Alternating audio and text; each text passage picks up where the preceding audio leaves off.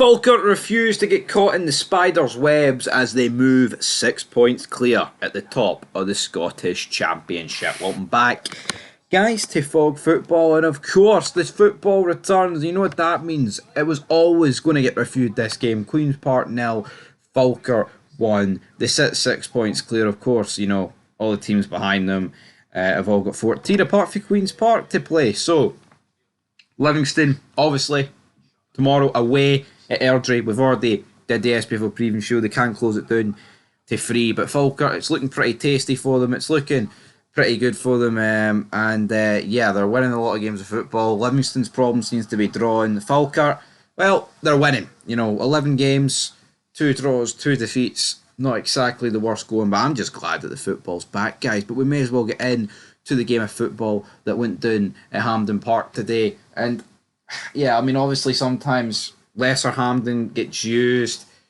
This was the real McCoy, this was the real Hampden. And I thought the bigger pitch would have suited Falkirk. They're just a better football inside than Queen's Park, you know.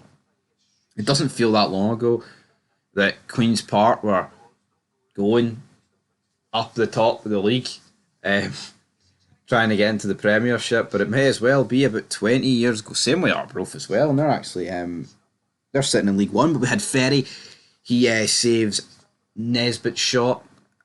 Decent save for him. The shot after it for Ross is saved as well. I mean, this was more straight at him, to be honest. Then you had Dylan Tate, right, who I thought played pretty well tonight.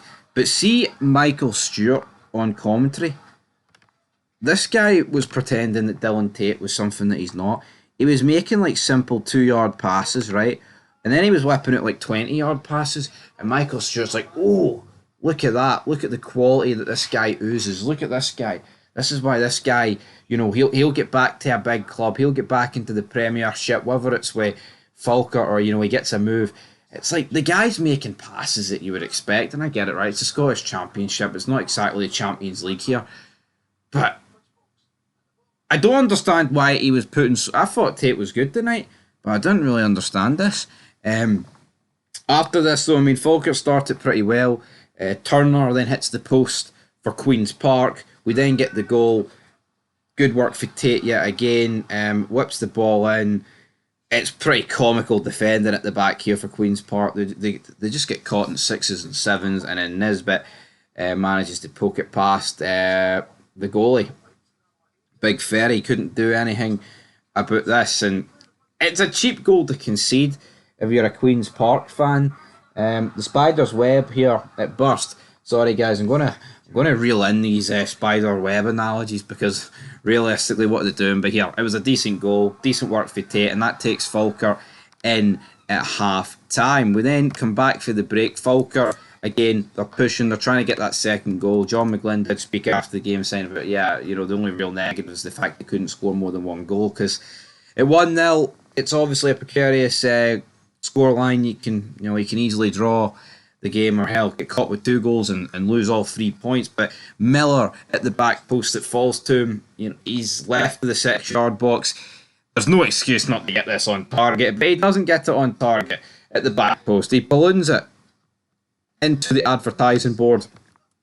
Queen's Park, though, they're defending well, you know, setting themselves up for the counter-attacks, but I mean, John McGlynn can come out after the game and hype up Falkirk Queen's Park, and be like, you know, they were in at 1-0, which, you know, theoretically you are, but at the same time, I never really felt like Queen's Park. They had the odd corner here and there in this game of football. I think it took them to like the 44th minute to actually get their first corner of the game, but they were defending well. Ethan Ross then had a shot saved late on. Queen's Park then with about 5-10 minutes to go, they up the ante. They're putting more bodies forward. At this stage you've got Falkirk there then hitting on the counter, and the real last opportunity fell to Thompson for Queen's Park, where he dragged a shot wide, not troubling the goalie, and Falkirk are going to escape at this point the south side of Glasgow with 3 points back up the road.